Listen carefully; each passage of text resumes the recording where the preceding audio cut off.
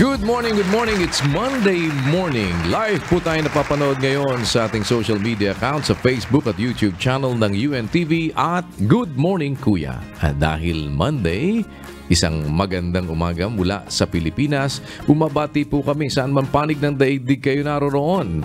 Good morning. It's time to rise and shine.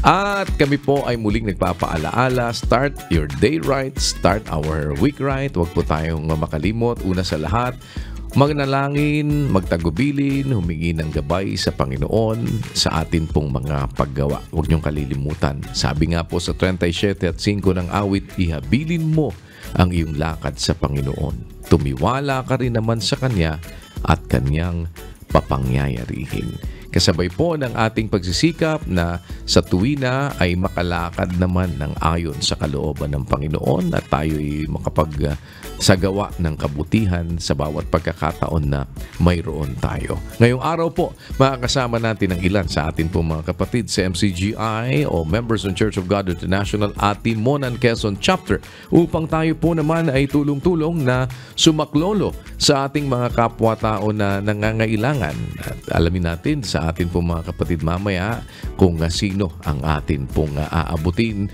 at sasaklolohan dyan sa lugar ng Atimonan, Quezon. Samantala atin munang pabatiin ang ating mga kapatid. Naroon po si Brother Guillier Cruzado. Brother Guillier, good morning sa inyo dyan sa Atimonan, Quezon. Rise and shine! Good morning Kuya, Rise and Shine. Salamat po sa Diyos sa mabuting pagkakataon na ipinagkakalob po sa atin upang makagawa ng mabuti. Narito po tayo ngayon Kuya sa Barangay Angeles, Atimonan, Quezon. Kasama po ang ating mga kapatid sa MCGI sa Atimonan Chapter at masayang nakikisa sa paggawa ng mabuti na ginagawa ng MCGI. Maraming salamat po sa Diyos Kuya, balik po sa inyo. Maraming salamat Brother Guillier Cruzado dyan sa Atimonan, Quezon. At sa inyo po lahat mga kapatid, salamat po sa inyong partisipasyon, pagbati sa inyong lahat ng pag-ibig at kapayapaan. Pagpalain po kayo ng Panginoon at salamat sa Diyos sa inyong patuloy na pakikipagkaisa na tayo maging mga maliit na kasangkapan na ang kabutihan ng Diyos ay makarating sa ating mga kapwa-tao, ating maipahayag ang Kanyang karangalan. At sa pagkakataong ito, isang putahe naman po na mula sa bansang Espanya ang atin pong pag-aaralang lutuin. Ang tawag nila ay Valenciana. Paano ba ito gawin? Panoorin natin sa atin pong Cook It Right. Good morning Kuya Rise and Shine mga kasambahay. Baby Heart, ngayon ay magluluto tayo ng something special. Special? Oo, special kasi ang recipe na ito ay magandang ihain sa mga anniversary. Gesta ng Diyos. Kung naalala mo sa Dumaguete. Siyempre naman Uncle, di ba nakita pa nga natin si Kuya doon? Hi Kuya! Ang luluto natin ngayon Uncle ay? Paborito ni Gary B. Gary V? Kasi ang luluto natin ngayon ay Valenciana. Tara, magluto na ta! Let's cook it right! Ito ang ating mga ingredients. 3 cups glutinous rice, soaked in water for 1 to 3 hours. 1 tablespoon turmeric powder. 250 grams boneless chicken thigh, sliced. 1 1/2 teaspoon salt. Half teaspoon ground black pepper. 3 tablespoon cooking oil. 150 grams chicken liver, sliced. 3 pieces chorizo bilbao, sliced. 1 whole garlic, minced. 1 piece red onion, minced. 1 tablespoon paprika. 1 teaspoon cayenne pepper. Half cup raisins. Half cup tomato sauce. 3 cups chicken stock. Fish sauce and black pepper to taste. 1 piece red bell pepper. 1 piece green bell pepper, sliced. Half cup green peas. Banana leaves. 8 pieces deveined peeled shrimp. 3 pieces hard-boiled eggs.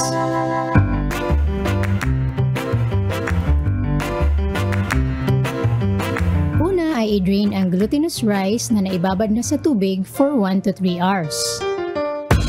At lagyan ng turmeric powder. Haluin mabuti, then set aside. Ngayon naman ay ilagay ang sliced boneless chicken thigh sa isang mixing bowl at lagyan ito ng salt and ground black pepper. Prituhin ang seasoned sliced boneless chicken thigh at i-halfway cook ito. Pagkatapos ay iset aside. Sunod naman, sa parehong kawali ay gisahin ang sliced chicken liver at i-half cook pa rin ito saka iset aside. Sa parehong kawali pa rin ay i-half cook ang sliced chorizo bilbao, then iset aside. Ngayon naman, gisahin ang minced garlic, haluin hanggang sa mag-golden brown, saka isunod ang minced red onion at lutuin lang hanggang sa mag-translucent. Isunod naman ang na-set aside na mixed glutinous rice and turmeric powder, paprika, cayenne pepper, 1 teaspoon salt, raisins, add tomato sauce, at haluin ng mabuti. Kapag nahalo na ng mabuti, ay ilagay ang chicken stock, takpan, at antayin kumulo. Ayan, kumukulo na. Pwede na itong tikman.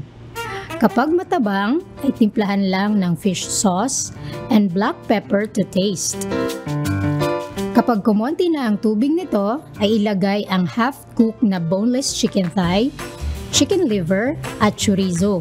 Ilagay na din ang sliced red bell pepper, green bell pepper, at green peas. Haluin lang ng mabuti at takpan. Pahinaan ang apoy at saka lutuin for 3 to 5 minutes o hanggang sa maluto. Ilagay sa kawali or serving plate na may malinis na banana leaves, saka garnish with shrimp and sliced boiled eggs, then serve.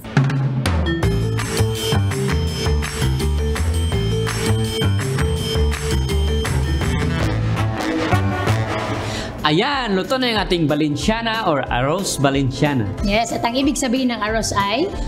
Rice. Yes, at ang traditional dish na ito ay mula pa sa? Valencia, Spain. Tara, kain na tayo. Huwag natin kakalimutan na bago kumain, manalangin.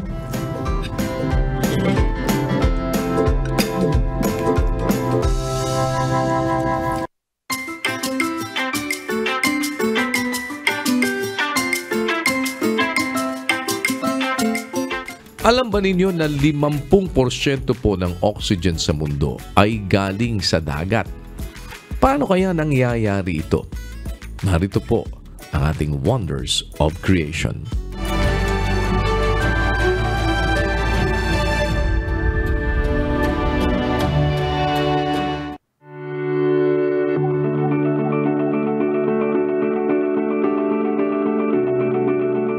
Ang oxygen ay hindi lamang importante sa buhay ng mga tao at hayop, kinakailangan ito. At sa dami ng mga tao sa mundo kasama na ang iba't ibang klase ng hayop sa lupa o sa tubig man, makapagtatanong tayo kung saan nga ba o sa ano nga ba nanggagaling ang malaking pangangailangan ng oxygen that has sustained the past, present, and possible future of the Earth's need. Ang mga halaman sa bahay, mga malalaking punong kahoy, and the lush vegetation of forests ang karaniwang naiisip natin bilang source ng oxygen.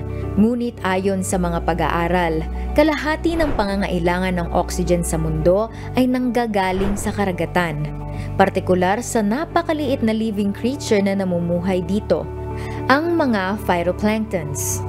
Ang mga phytoplanktons o tinatawag ding microalgae ay mga single-celled organisms na namumuhay sa mga karagatan. Ina-absorb nila ang energy from the sunlight gamit ang kanilang pigments na tinatawag na chlorophyll na nagbibigay sa kanila ng berdeng kulay. And by employing photosynthesis, nakakaproduce sila ng oxygen as byproducts.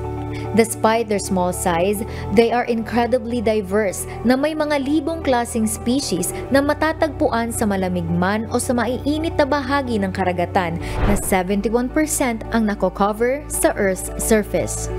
The oxygen produced by phytoplanktons is not just important for humans, but also essential to lives in the oceans. In fact, whales, dolphins, and other marine mammals rely on oxygen produced by phytoplanktons. Dagdag pa rito ang kakayahan ng mga phytoplanktons na makapag-consume ng carbon dioxide, transferring 8 gigatons of Earth's CO2 in the atmosphere into the oceans. Ang interrelatedness ng mga creation sa mundo ay mas naha-highlight dahil sa connection na na-establish ng pinakamaliit na creature to the largest. Nakakatuwa at nakakamanghang maunawaan na ang isa sa pinakamaliit na living organism has an indirect and direct impact not only to the huge living creatures but also to the life in general sa mundo. Ang mga kaalamang ito ay patuloy na nagpapatunay ng wonders of creation.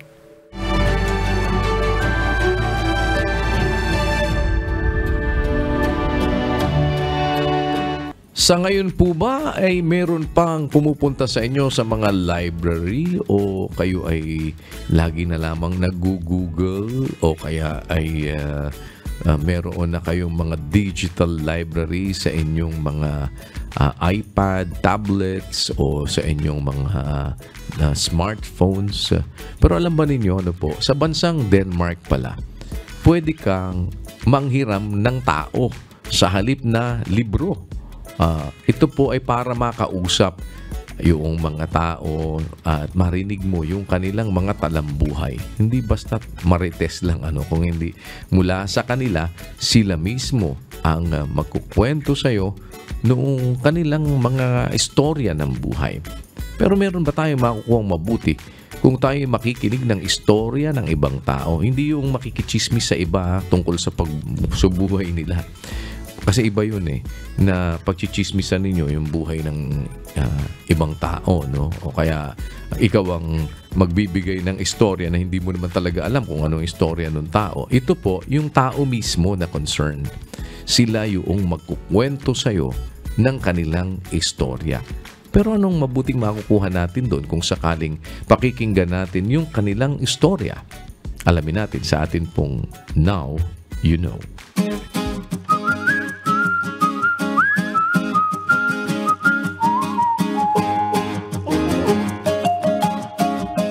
Alam ba ninyo na may library sa Denmark na imbes na libro ang hihiramin para basahin, ay taong ipinapahiram?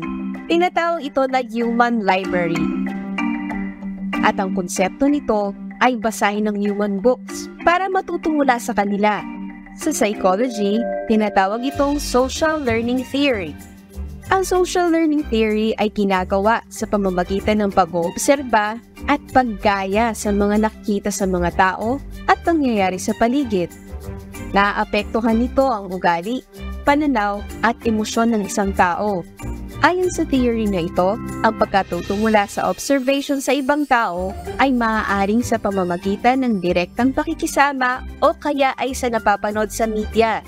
Ang mga ugali at paggawa na positibo na nabibigyan ng reward ay mas madalas na gayahin. Sa pamamagitan nito, natututo ng kabutihan ang mga nag-oobserba o nanonood. Ang social learning theory ay isa din sa tinutukoy na paraan para matuto ang mga bata. Ito ay sa pamamagitan ng modeling o pagkakaroon ng role model na kadalasan ay ang kanilang magulang o ang mga taong mas nakatatanda na palagi nilang kasama. Marami tayong matututunan sa isa't isa. Pero ang mas mahalaga, kunin natin ang mabuting lessons na makatutulong mag-improve sa ating sarili. Now you know!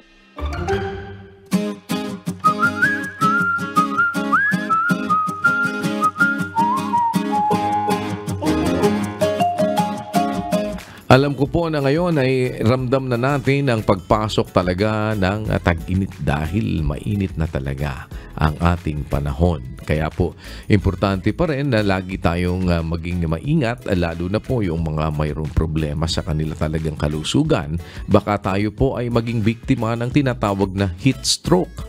At narito po ang ilang tips paano ba natin maiiwasan ang heat stroke. Panoorin natin sa atin pong You Can Do It.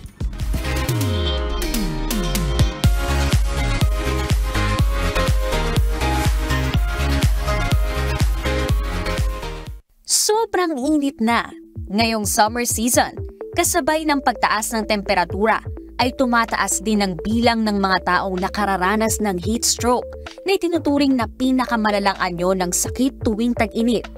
Ito ay kung saan na-expose ang katawan sa mataas na temperatura sa matagal na panahon.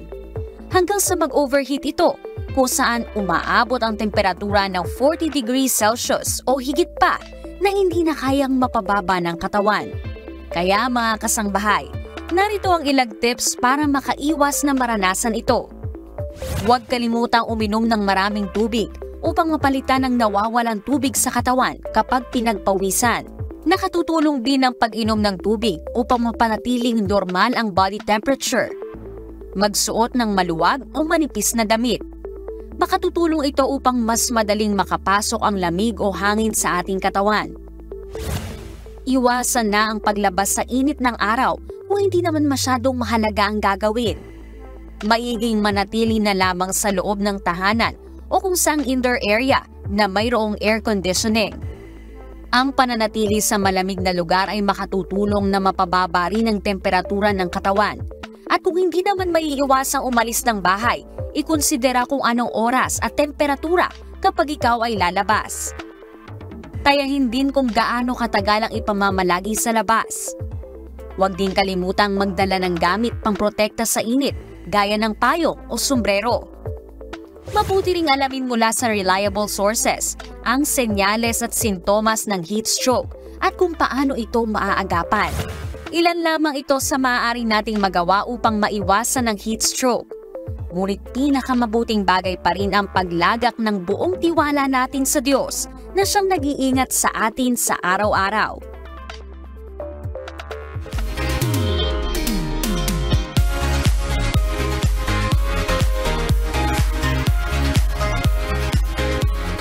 Balikan na po natin ngayon ang ating namang mga kapatid sa dako ng Atimonan, Quezon. Alamin natin sino po sa ating mga kababayan ang ating sasaklolohan.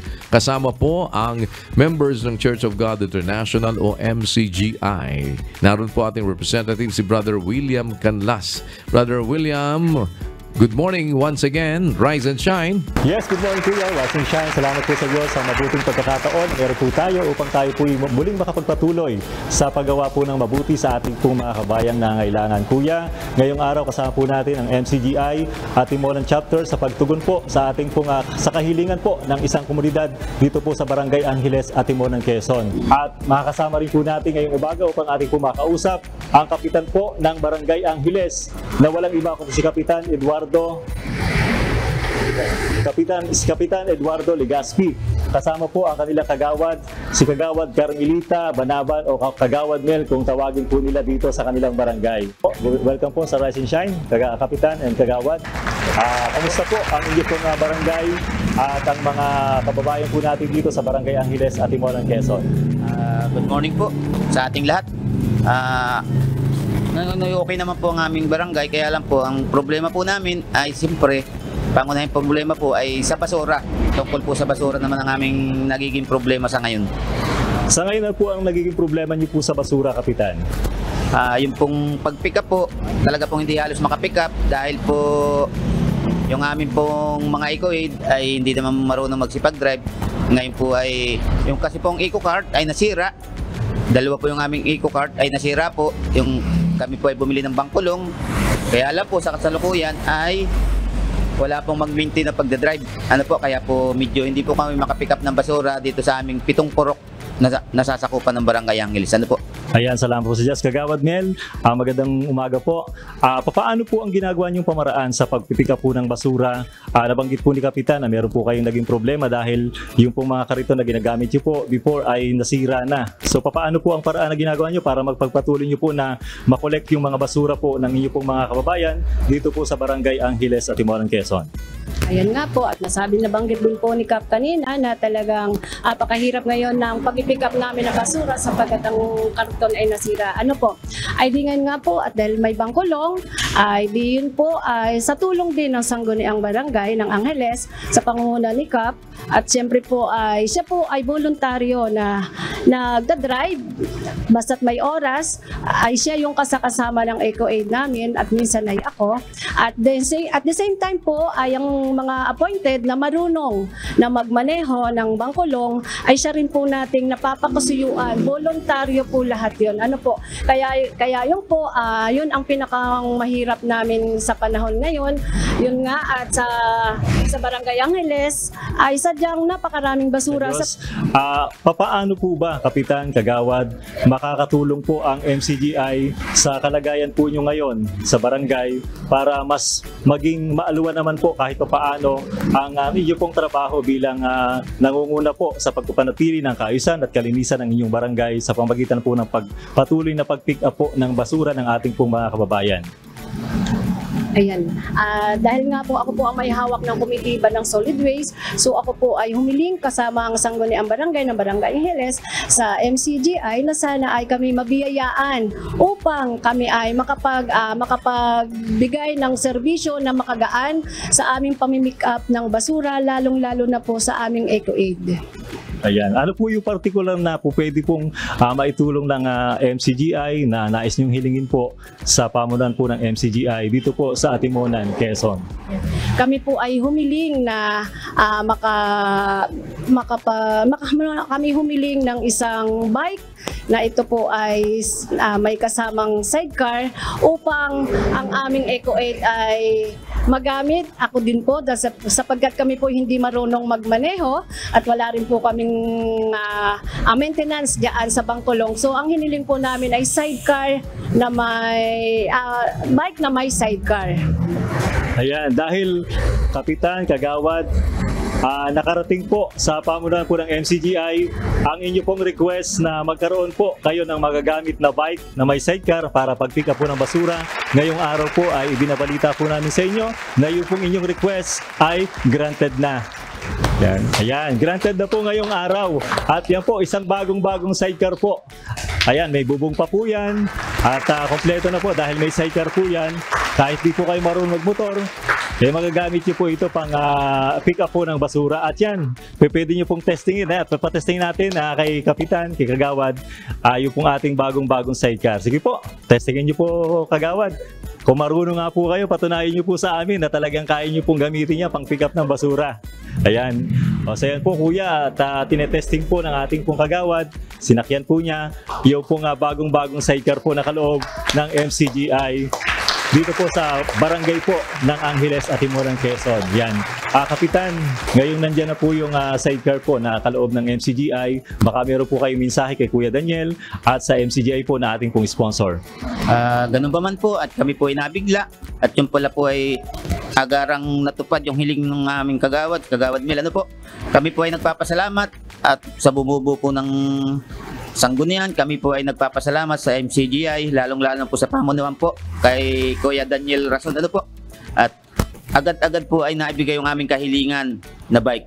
Hindi po namin i-expect na ito pala po ay madali lang para sa kanila. Ano po? Kaya po, kami po, buong Sanggunian ay nagpapasalamat ng maraming salamat po sa MCGI. Lalong-lalo na po yung MCGI dito sa bayan ng Atimonan. Ano po? Maraming salamat po sa inyong lahat at natupad po yung kahilingan ng aking Kagawad. Ano po? Ito po ay malaking tulong at ito po ay magagamit ng aming Eco-Aid. Kasi po ito walang gasolina, kaya naman po itong ipadyak. Ano po? Kaya po, muli po, kami nagpapasalamat po sa pamunuan ng MCGI, lalong-lalo po dito sa Atimonan, Quezon at kay Kuya Daniel Rason po. Ano, maraming salamat po.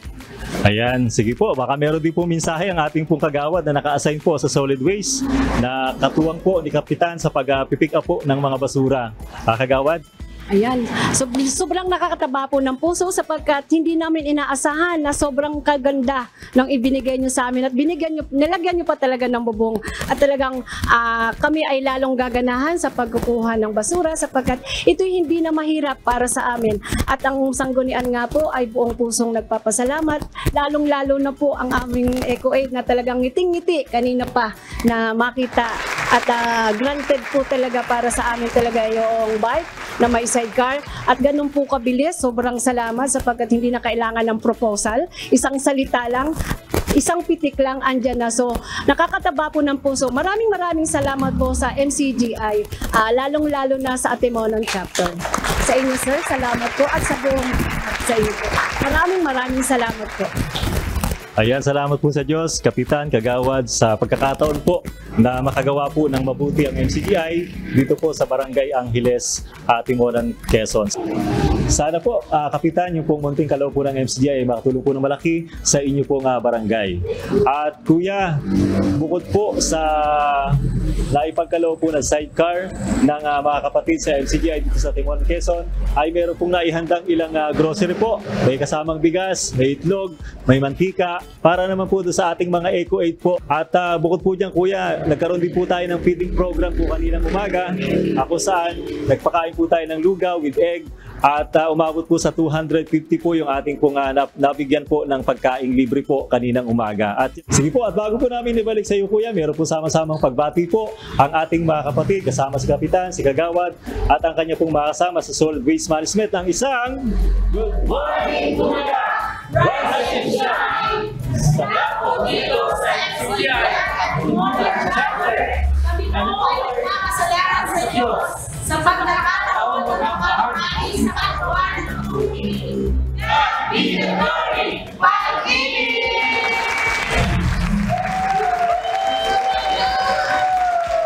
Maraming salamat, Brother William, at sa inyo pong lahat, sa ating mga kapatid dyan. Once again, maraming salamat sa Diyos sa inyo pong pakikipagkaisa. Pagpalain kayo ng Panginoon at magtuloy-tuloy po tayo na sa tuwina ay magtulong-tulong para maging maliit na kasangkapang makarating ang kabutihan ng Diyos sa ating mga kapwa-taong nangangailangan ng saklolo.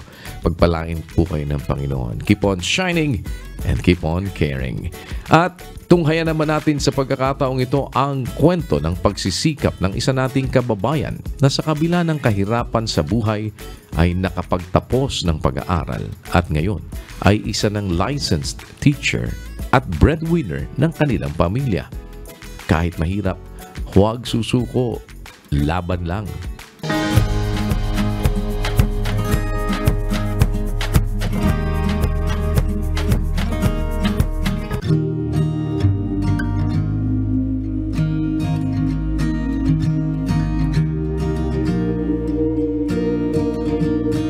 Ako po si John David Ansok. Ako po ay 30 years old. Nakatira po sa Dasmariñas City, Cavite.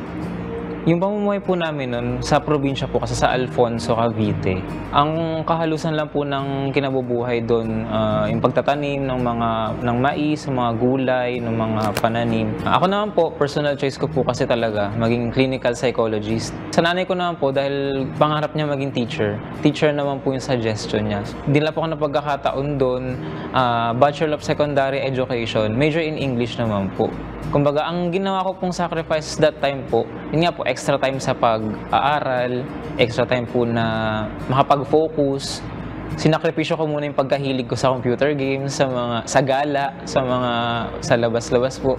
Kasi po naisip ko, kung aasa lang po ako na tumanggap ng pera, parang naisip ko na magiging pabigat po ako sa magulang ko. That time po, 16, 17, kaya ko na pong gumawa ng paraan para magkaroon po ng sariling pera. Namasukan po ako bilang tagapag-alaga po ng dalawang matanda. Ako po yung tagalinis, tagaluto, minsan po tagabili po ng gamot nila. Year 2015 po, gumraduate po ng college. That time po, talagang pinorsige ko po, inikot ko po yung buong DASMA. Titingnan ko pong may vacancy yung mga bawat private schools. And sa awa tulong naman po, nakahanap ako ng isang school na nagtiwala po sa kakayahan ko bilang isang guro na ipagkatiwala sa kanila yung mga bata na turuan para mapabuti yung kanilang mga buhay, yung kanilang mga kinabukasan. And dumating po yung 2017, bali po, napagdesisyonan ko ng mag-exam. Bali, sabi ko, ay kaya ko naman. Kahit walang review, masyado po mataas po yung self-confidence ko noon that time kasi nga po, kakagraduate ko lang po kasi. And dumating po tong araw ng exam, parang nafe-feel ko po na na ang hirap ng mga questions, but parang hindi ito yung mga pinag-aralan namin. And dumating po yung time na lumabas na yung result. Sobrang nainis po ako talaga sa sarili ko kasi masyado akong nagtiwala sa sarili ko na hindi ko inisip na dapat pala, hindi pala nagtitiwala sa sarili ng sobra. Dapat pala, ipinananalangin mo na dapat ganito. Kumbaga, gabayan yung pag-take mo ng exam. Meron ka pang iba pang pag-asa na tutulong sa'yo para makapasa ka. Hindi yung sa sarili mong kaunawaan lang. Ang ginawa ko po, nag-self-study po ako. Sinasabi ko po talaga na sana po kahit ano lang, kahit sumabit lang po, okay na po ako dun. Sa awa tulong naman po ng Diyos, nakapasa po ako. Sobrang nagpapasalamat po talaga ako kasi ganun po pala talaga pag ipinagtiwala mo yung mga bagay na dapat mong gawin, na hindi lang po dapat yung sa sariling kaunawaan mo lang ikaw nagbabase. Dapat po humihingi ka ng tulong sa mas makapangyarihan pa sa lahat. Sa ngayon po, magwa-8 taon na po akong nagtuturo and nakapagturo na rin po ako ng ibang lahi, mga Arabian po and Korean. Sa umaga po, gigising po ako ng alas 4 na umaga para po ihanda na po yung sarili and yung mga gagamitin ko po para sa pagpasok. Pagpunta naman po sa paaralan, pinapaalala ko po sa mga bata na bago magsimula ang araw, dapat po ipinagpapasalamat lahat ng mga bagay. Pupunta naman po kami sa pag-aaral ng mga aralin po. Tapos pagdating ng tanghali, bali ano na po, matatapos na po yung klase, tatapusin din po namin sa panalangin pa uli. Masasabi ko po, ibang-iba po talaga yung pamumuhay namin ngayon kesa nung noon po. Noon talagang kailangan pa namin mangutang, manghingi ng pagkain. Ngayon po, meron na po kami pagkakataon na kami naman po yung magbigay. Kami naman po yung magbahagi noon sa wala naman pong kakayanan. Sobrang fulfilling po nung bawat pagkakataon na babalik po yung estudyante mo, sabihin niya sa iyo, "Sir, ito na ako." Parang nakakataba po ng puso na kahit sa maliit mong paraan, nakatulong ka sa kanila para paano nila tahakin yung mabuting landas na hindi sila mapapariwara. Unang-una po ang gusto kong ipayo sa kanila, huwag silang matakot na ipagpatuloy yung pangarap nila kasi kung talagang gustong-gusto mo siyang makuha, gagawa ka po ng paraan. Magiging malinaw siya kung talagang unang-una ipagtitiwala mo sa Diyos yung na gusto mo to, ito yung talagang pinapangarap mo. Kahit mahirap, huwag kang susuko. Laban lang.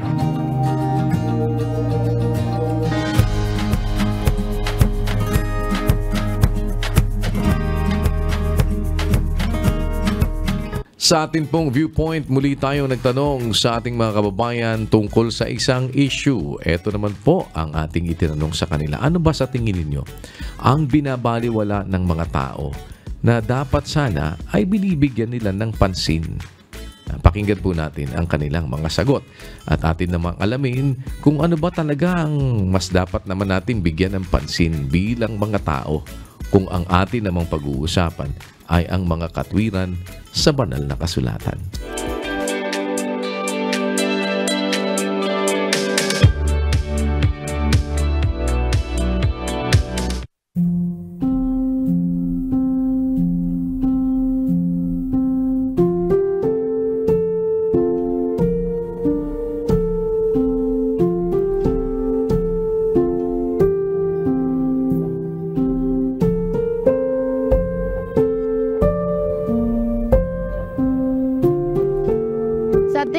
Poverty. Kasi po, katulad po ngayon, tayo po, yung dalapas po yung pinakamaraing nabubuntis na kabataan. Alam po naman nila na mahirap na yung buhay nila, ba't pa po sila magbubundas? Pati po, hindi pa po sila nasa legal age. Yan po. So for me po, yung pinakating or bagay na binabaliwala po ng tao na dapat natin bigyan ng pansin is yung pollution po. Kasi po, based din po sa mga pag-aaral po namin pag nagre-report or nagpe-present po kami sa teacher namin, yung pollution po is palala na po siya ng palala and maaari na pong kung ano po yung naranasan natin ngayon is hindi na po maranasan ng future generation natin. So for me po, kailangan po na mas pagtuunan po natin yung pollution, especially po sa yung different times of pollution po kasi po para po mas ma-preserve din po natin yung ganda po ng paligid natin and para po maranasan pa po siya ng future generation natin. Kahirapan po. Sa sobrang hirap ng panahon ngayon, maraming tao ang parang yung mga bata at underage pa sila, andito na sila sa labas. Kahit hindi naman dapat ganon, kasi may mga magulang na pinapabayaan ang anak nila dahil sa kahirapan nila po. Tapos pa po, kagaya ng sa trabaho, ang hirap kasi ngayon, kahit alam naman nila na sobrang hirap na, tapos ang mga kabataan din po ngayon, pinagtatrabaho kahit underage pa. Dapat hindi ganun, di ba? Pinapaaral muna nila, pero wala sa sobrang hirap talaga. Kahit underage pa, pinapatrabaho na ng mga magulang.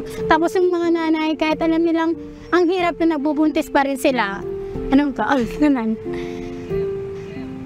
Yun po yung about sa mga Diyos. About po sa Diyos kasi karamihan po kasi ng tao hindi nagtutuon ng pansin doon po sa bagay na gano'n. Kaya dapat po talaga pagtuunan po natin ng pansin yun. Kasi mahalagang bagay din man po yun para sa atin. Dapat po mainggan din po natin yung mga tao na pagtuunan po ng pansin yung about kay God at sa mga Bibles at sa mga about po kay God. Okay po. Ganun lang po. Dapat po huwag baliwalain ang mga kabataan na naliligaw ng landas, katulad ng mga nadululong sa mga droga. Kailangan ng atensyon ng mga magulang. Dapat po talaga silang mabantayan ng mga magulang at dapat na arugain. Yung ibang kasing mga kabataan ngayon din, kahit ba inaalagaan din ng mga magulang pero nakafocus pa rin sila sa ibang gusto nilang gawin. Yung bang masaya sila sa mga ganun, hindi nila natututukan yung pag-aaral nila. Yun. Dapat huwag babaliwalain ng mga bagay na yung edukasyon talagang maganda talaga sa mga bata na maabot nila yung mga gusto nilang maabot makatapos ng pag-aaral. Yun ang dapat na huwag baliwalain. Sa tingin ko po yung mga binabaliwala ng mga dito sa mga tao is yung tamang daanan lang naman po. Kasi may times po kasi sa part dito ng Binyanes, may mga tao, alam na po nilang madami na pong tao, pinapadaan po sa din po nila yung mga malalaki sasakyan and wala pong tamang parking din ng mga kasi kahit saan na lang din po nadaan yung mga tricycle dito around Binyan. Priority. Ito ay ang mga bagay na pinaka-importanting gawin dahil ito ay critical na matapos agad. Sa pagtukoy ng priority na maaaring makatulong kung ano ang dapat unahin. Ito ay ang critical, high priority, neutral, at low priority. Pero ayon sa Biblia, ano nga ba dapat ang priority ng tao? Bigyan natin ng puwang ang Diyos. Ang marami po sa atin, ang nasa ating mga kalooban, negosyo. Nagpapakamatay sa negosyo araw at gabi. Lalo na pag marain ng kita, ni ayaw nang matulog. Hindi po tama yun Hindi naman masamang magnegosyo. Pero wala ka ng panahon sa Diyos. Wala ka ng panahon sa kanyang katwiran, sa kanyang aral.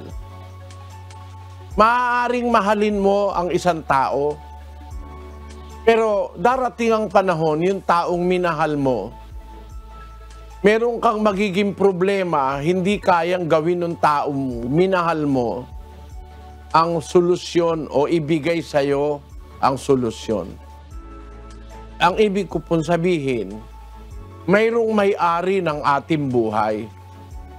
Sana siya ang una sa lahat Ang unang utos, iibigin mo ang Panginoon mong Diyos ng buong puso mo, ng buong kaluluwa mo, at ng buong pag-iisip mo. Ito ang dakila at pangunang utos. At ang pangalawang katulad ay ito, iibigin mo ang iyong kapwa gaya ng iyong sarili. Kung nakikita nyo, dapat sana ang Diyos may priority sa atin.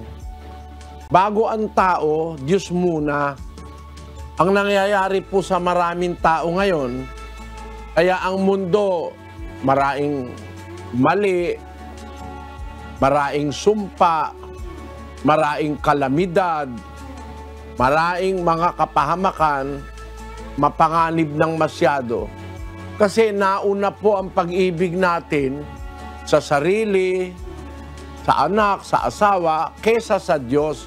Wala na tayong pagmamahal sa Diyos. Merong mas mahalagang bagay na inihanda ang Diyos para sa ating buhay.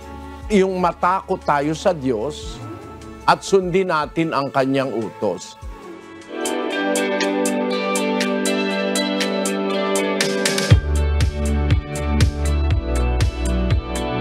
Sa atin pong patuloy na layuning makahikayat at maipalaganap ang paggawa ng kabutihan sa lahat at ang pagpapakita ng pag-ibig sa ating mga kapwa-tao. Muli po ay isang social experiment ang ating isinagawa. Panoorin po ninyo.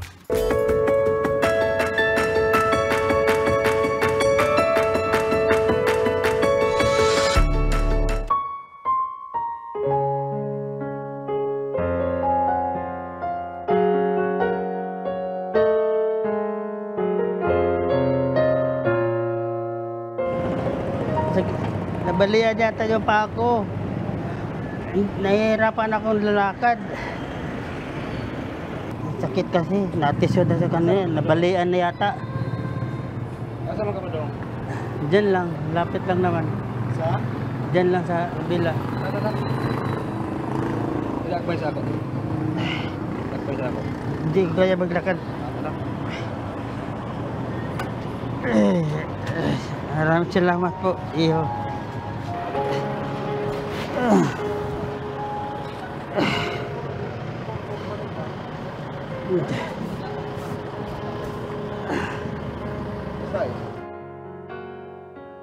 Isip ko lang talaga tulungan si tatay. Mabigat sa damdamin yung iwanan mo na lang kahit gusto mong tulungan. Daanan mo na lang nang parang wala lang nangyari. Wala ka bang ibang gawin? Na ano tuloy kayo? Sige lang. Maraming salamat po sa iyo. Kahit ano pa sino, hindi tayo pipili ng tutulungan. Kasi yung iba, naiisip na naiisip na baka budol, ganun. Wag na, isipin na lang natin ang kapakanan ng nangangailangan.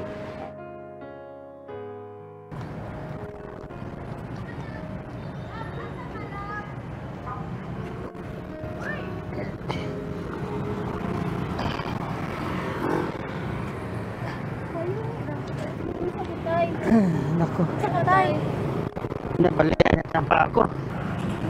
Masama po pakiramdam ko. Asa pa ka muli, tay? Diyan lang, may hinihintay po ako. Hinahintay. Ano pa yung anak ko? Kaya siya do. Aray po. Hindi na makaya do, promise. Iwan na kayo sa tatay. Papalit me.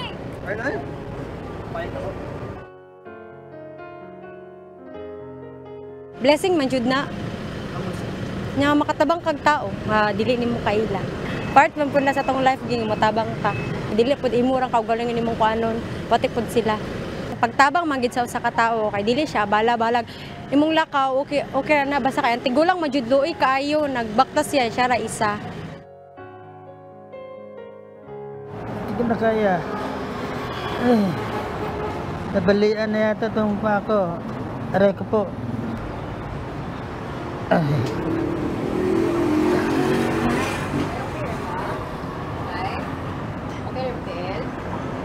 Nabalian yata yung pa ako.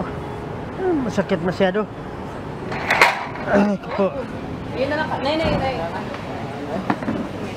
Salamat po na marami. Aray ko po. Nauha yata ako. Tay? Nauha ako. Uhaw, tubig. Kunti lang po. Ila. Makakan ka? Apo. May inom tubig. Lali tugi. Like, my lolo and lola passed away so early naman. So, wala ko kakuan na naka-help kayo sa ila. So, since I found lolo, it's like I have a feeling na I really have to help him. Kay, murag, a chance na po to help him. Kay, wala po na ako na-help akong lolo and lola. Kaya po na po kay lolo and lola. So, maka-think pagkaon sa ways para tabangan bitaw.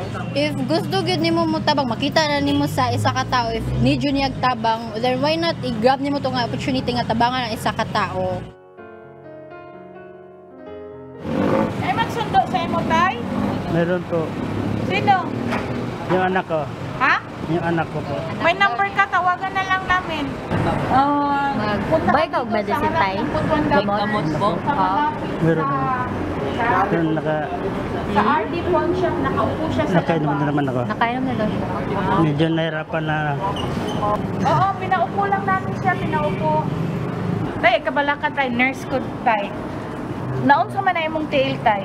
Kung tayo ay tutulong sa isang bagay, lalo na sa nangangailangan natin, huwag mong isipin na malaki ang maitutulong mo sa isang tao o maliit mang. Ang importante ay nakakatulong ka. Whatever circumstance na nag-need ng isang tao, isang bagay sa'yo na nangangailangan ng tulong, kailangan tulungan mo. Huwag mong hayaan na hindi mo siya tulungan. Kasi mas masarap, nakakatulong ka ng isang tao.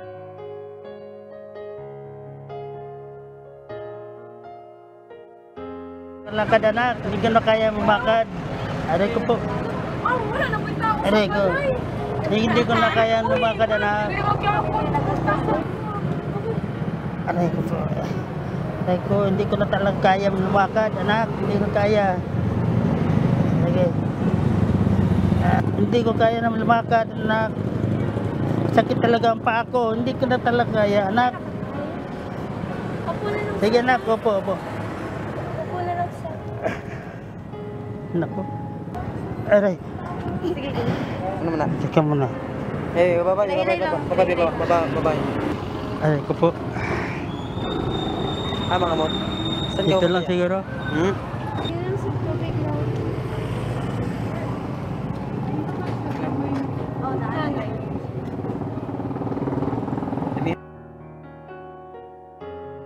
Masaya siya na nakakatulong ka sa mga kapwa mo nga na. Paano wala siya nang maigaganti sa inyo? Oh, it's okay, si Lord nang bahala. Wala pa kayo dito. Nananghalian na po kayo? Hindi pa nga. Hindi pa? Kanin na lang, kain ka ng kanin. Kanin na. Nahiya ako sa iyo. Ha? Nahiya pa ako sa inyo. Sige na tayo. Tagasan ka tayo. Tilya Boulevard po.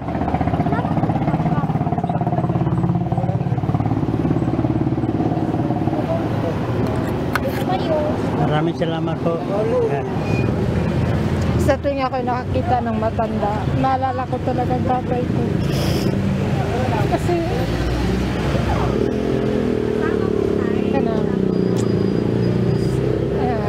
parang yung puso ko, iiyak na talaga. Doon din sa akin balang araw, baka ako maging ganyan din.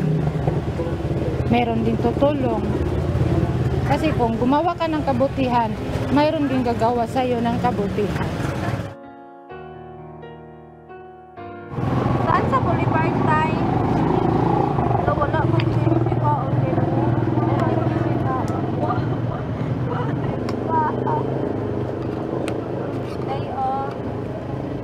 Ako, marami na to. Ayun yan yun na panglabi-labi lang ng mga tao na naglisot, mas lisot pa sa to. Kahit mayaman o mahirap, pag tumulong ka. Huwag ka na maghihingi ng kapalit. Kasi Diyos na ang bahala sa atin. Hindi ko na kaya malakad. Masakit na talaga. Dito pa ako sa street. Hindi ko kaya na talaga. Aray ko po. Dito ako central. Masakit talaga.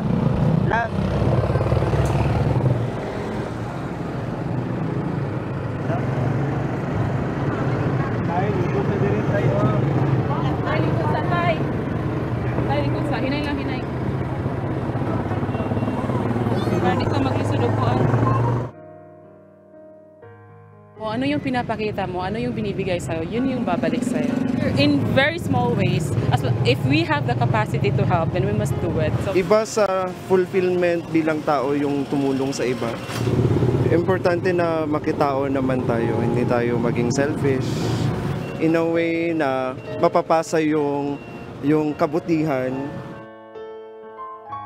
Hindi kasi ako nakakain kanina.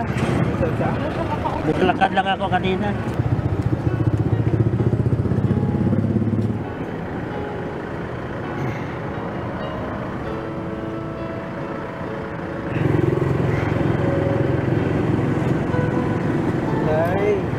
Ito po, tubig, inom ka ng tubig tayo. Samantala muna tayo kung paano lang ito. Maraming salamat po sa inyo. Okay lang po.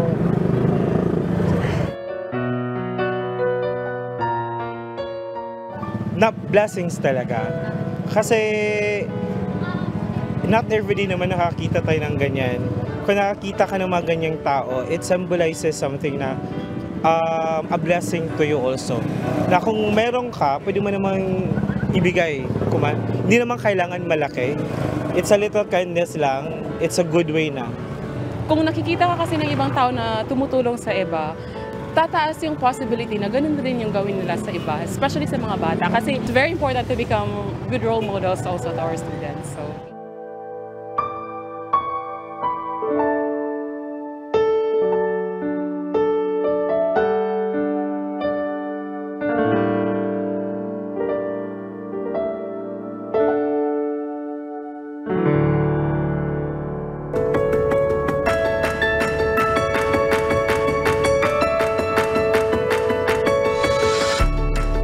Muli po kaming nag-aanyaya sa inyo para po sa ating darating na mass indoctrination sa March 25, araw po ng Lunes, 7 p.m. Philippine Standard Time. Ang members po ng Church of God International o MCGI ay muling magsasagawa ng pag-aaral ng mga doktrina ng ating Panginoong Jesucristo. Sana po ay mapaunlakan po ninyo kami, matimbang po ninyo ang aming mga katwirang sinasampalatayanan. Ang ating pong segment na Rise and Shine dito po sa Good Morning Kuya program ay inyo pong napapanood every Monday, 6 in the morning. Sa tulong at awa ng Diyos, kung mayroon tayong buhay, lakas at mabuting pagkakataon, tayo po ay magsalo-salo sa ating pong Rise and Shine segment dito sa Good Morning Kuya. Ang ating serbisyong bayanihan po, ang ating patuloy na public service, Monday to Friday, alas 4 po ng hapon ang pasimula po niyan. Tuloy-tuloy pa rin po yan. At every Friday naman, bukas po ang ating MCGI Clinic. Yan po ay diyan sa ating MCGI Charity Center o at Action Center sa number 141E Rodriguez Avenue, Marikina City. Ito po ay isang medical mission na atin pong isinasagawa tuwing Biyernes. Libre po ito. Para po ito sa lahat. Ano man po ang inyong relihiyon, wika, kulay, lahi, political affiliation, yan po ay bukas. Yan ay ating ginagawa ng patuloy sa tulong at awa ng Diyos na wala tayong hinihintay na kapalit. Libre po yan dyan sa number 141E Rodriguez Avenue, Marikina City. Amin lamang pong pakiusap. Ang registration time po natin nag-uumpisa ng alas 5 ng umaga hanggang alas 9 po ang ating cut-off. Para po maka-accommodate naman natin yung lahat na makapagpaparehistro. Yun po ang ating tinatapos na mapagsilbihan. Yung makakapagparehistro ng from 5 o'clock in the morning hanggang 9 o'clock in the morning. At wag po kayo mag-alala, kahit na paano may kaunting pangtawid gutom naman po tayo, pang-almusal at sa inaabot pa ng tanghalian, may kaunting panglaman ng tiyan para po naman kayo po habang naghihintay ay hindi naman magutom. At ang atin po namang mga gamot din na binibigay po dyan ay libre. Lahat po ng serbisyong ating binibigay dyan po sa ating MCGI Clinic every Friday, wala po yung bayad. At wala din tayong hinihintay na anumang kapalit. Ibig nating tayo po ay maging maliit na kasangkapan na patuloy kasama po ang members ng Church of God International o MCGI sa patuloy na pagsisilbi sa ating mga kapwa-tao. Hindi lamang po sa ating mga kapatid sa pananampalataya, maging sa anuman pong pananampalataya na nagpupunta po dyan. Kung meron tayong higit na maipaglilingkod sa inyo, pagdamutan po ninyo ang aming sa tulong ng Diyos ay maaaring makayanan na maipagsilbi sa inyo. Huwag po kayong makalimot sa number 141 E. Rodriguez Avenue, Marikina City po, 5 in the morning to 9 in the morning ang ating pong registration. Dala lang po ng isang government-issued valid ID para po sa proper identification, para po hindi tayo mahirapan umuha ng sapat na impormasyong kailangan po natin para naman kayo higit na atin pong mapagsilbihan. Salamat po minsan pa sa mabuting pagkakataong bigay ng Diyos sa atin sa araw na ito at mananatili po na sa Diyos ang lahat ng karangalan at kapurihan magpakailanman. Hindi pa po tapos ang Good Morning Kuya. In a little while, ang iba pa pong mga segments natin sa ating programa inyo po namang masasaksihan. Pansamantala, iiwan po namin sa inyo ang isang awiting nagaanyaya na magpasalamat at umawit sa Panginoon. Sa kanila pong rendition ng awiting Tayo Na, narito po ang EC121 Band para sa ating On a Good Note. Mananatili pa rin sa Diyos ang karangalan at kapurihan magpakailanman. Maraming salamat po. Keep on shining and keep on caring. Good morning.